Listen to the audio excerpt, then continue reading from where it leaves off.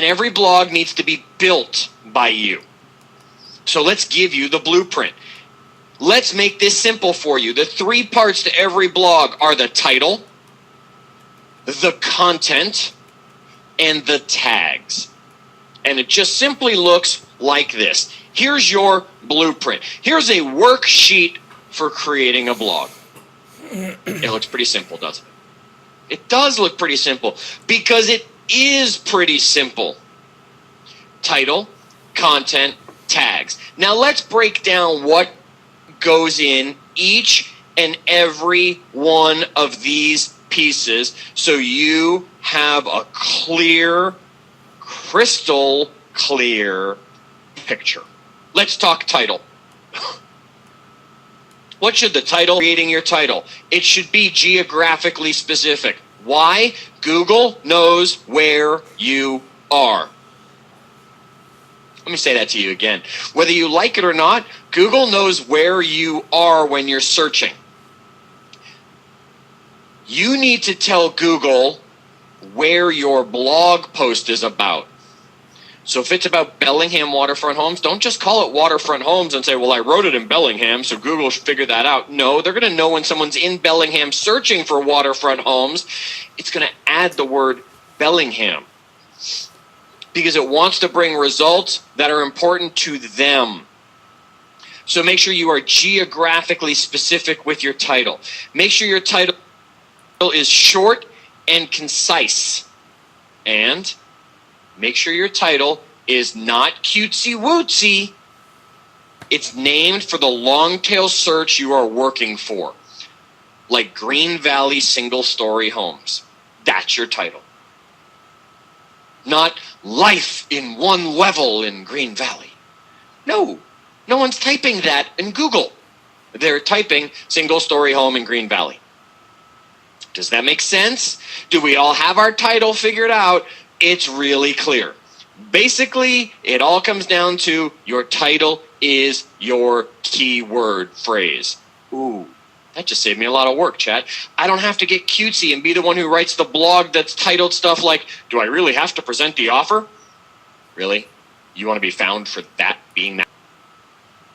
Start using your titles as your keyword phrase.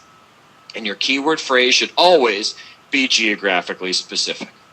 All right, title's done. Title's out of the way. Let's move to the second part of our blueprint, the content. Yes, we're going to get into the content.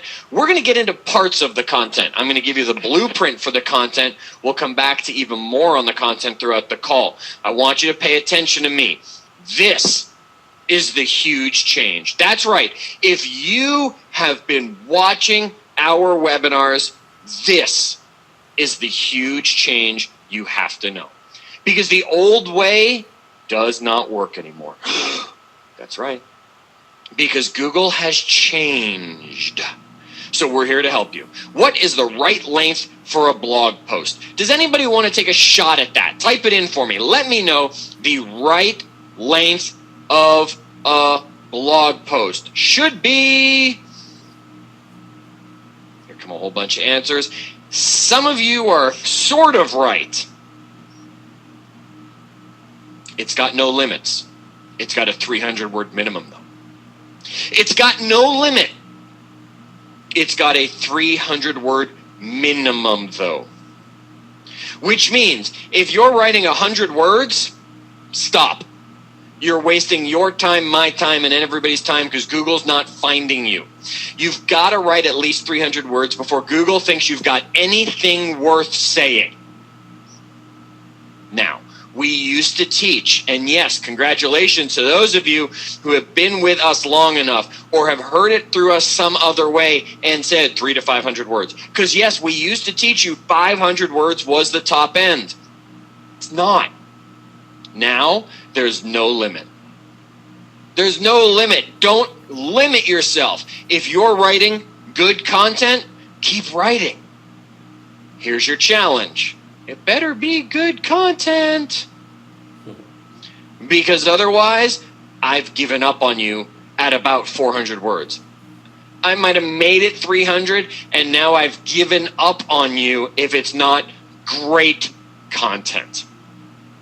So if you find yourself writing and writing and writing and you get to that 500-600 words and you're like, yeah, this is good. And I don't mean good because you wrote it good. I mean good because you would have read it if someone else wrote it good. I mean good because you sent it to 3 of your friends and they all said, yeah, that's good. Not, oh, I think this is great, so everybody should read it. If you hit that 650, 700, you're good to go. You know what? If you start getting near 800 words, you've got enough content there to make it 2 blogs. That's right, 2 blogs. Don't write one that long. You get up into that 800 to 1,000 words. So don't just write for the sake of writing. Write for great content. Everybody clear on that? Excellent. And sorry to those of you who said, I hope it's been shortened. No, it hasn't been shortened. You still need to make sure you're around 300 words on your minimum for your blogs. Now let's look at that keyword density.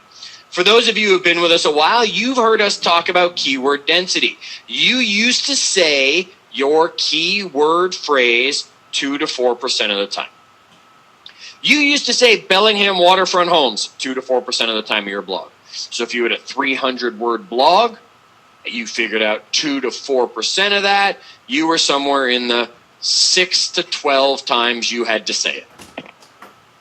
As you got more words, you just had to say it more often. Not any longer. Not any longer. That's right. Now, 2 to 4% of the time, you should say similar words. Bellingham waterfront homes. Homes on the water in Bellingham. Things like that. Those are similar words. Waterfront homes in Bellingham. Bellingham homes on the water. Those are similar words. They're not the exact match. Here's what you're going to do, though, for success.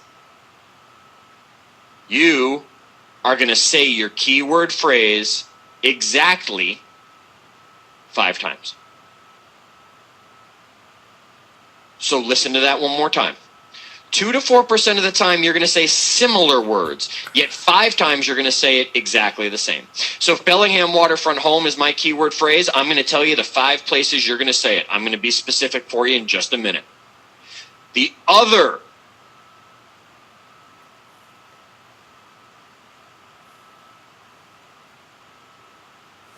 (2 to 4% of the time. So if I wrote 300 words, that's 6 to 12. That means I'm left with 1 to 7 other times I got to say it. You with me on that? I say similar phrases. Now I say waterfront homes in Bellingham. I say Bellingham homes on the water. I say other things like that. 5 times, perfect match.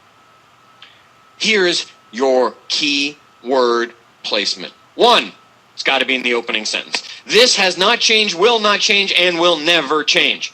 It's got to be in the opening sentence. Make sure somewhere in there you say your keyword phrase exactly. 2, it's got to be the title of your photo. Every blog should have a picture in it, and your photo title needs to stop being 4382.jpg. It's not img4382.jpg. It's Bellingham waterfront home.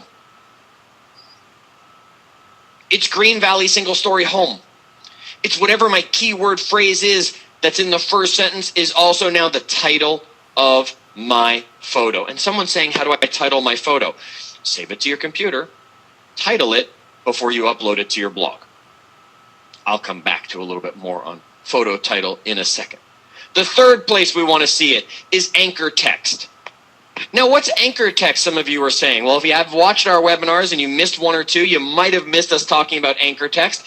That's those blue words that people can click on and go places. Yeah, that's when you highlight the words and you turn it into a link to go somewhere. So Bellingham waterfront home, I'm going to highlight it. I'm going to make it a link to drive people where? Right, to my IDX search results for waterfront homes in Bellingham. Absolutely. So we've got my first sentence. We've got the title of the photo. We've got the anchor text. Your choice. That's right. Wherever you want. You're allowed one that you play with. And the last sentence. Folks, I want to make sure you're clear on this. If you write a 300-word blog, 5 times you say your keyword phrase, Bellingham waterfront home.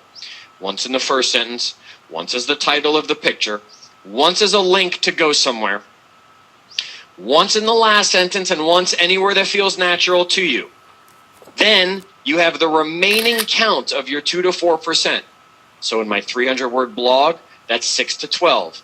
I'm now left with 1 to 7 that I have to say similar.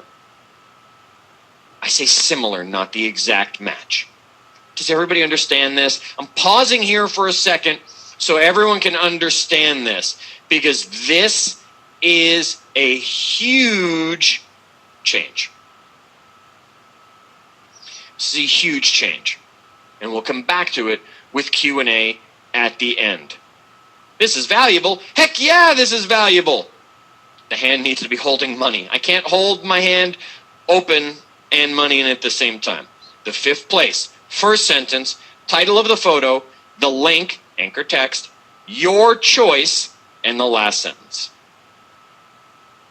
Now let's move on and talk about that photo that we're uploading. So if you go to upload your picture, whatever it might be, image description, your long tail title goes there. Bellingham waterfront home, in my example. Green Valley single story home. It also goes here as the title. Why? Because now when people type it in Google, that image might pop up as one of those images you sometimes see on Google search results now. They like the image, they click on the image. They click on the image, they end up on your blog post. They end up on your blog post, they read what you've got to say. They like what you have to say because you wrote good information. They click on the links, which takes them into your website. They go to your website, they like what they see, they register at your website. They register at your website, they become a lead. You capture that lead, you convert that lead, you sell them a home, all because you titled your picture properly. Believe me, it works.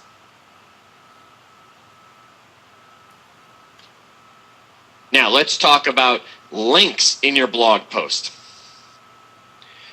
You should have 2 to 4 outgoing links in every blog post you write. 1 should be to your IDX. That's key. That's the most important. Every blog post you write, whether it's about your listing, whether it's about a community, whether it's about the fair, find homes near the fair. Live within distance of the fair. I don't care how you do it. Work in somewhere a link to your IDX. And don't take them to the main page. Take them to your search result for what you've promised them. If they said they're going to find Bellingham waterfront homes and you send them to your main page and they have to go through the search criteria all by themselves, they are bouncing.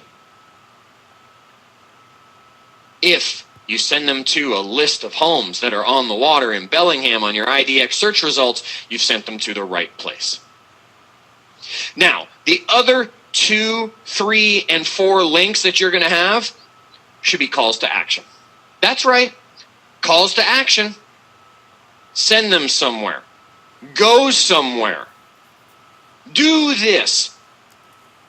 Whatever your call to actions are going to be, make sure you're putting them in your blog post. And every blog post should have 2 to 4 outbound links, and one of them is always going to be to your IDX. Now that's the content section. And we're going to come back to even more. Let's go on to the bottom of our blueprint and make sure everyone understands tags. Tags are something that confuse a lot of people. Tags are just the index. Oh, that makes sense. Yeah, I know it does. Thanks. I have conversations with myself all the time like this. Tags are like the index. Index of a blog, and where they'll find other things that are similar topics. Use the same phrase in your tags on many articles you write. For example, folks, if I wanted to learn about gorillas and I was reading a book that had an index to it still. I'd flip to the back. It would tell me I could find out about gorillas on page 15, 19,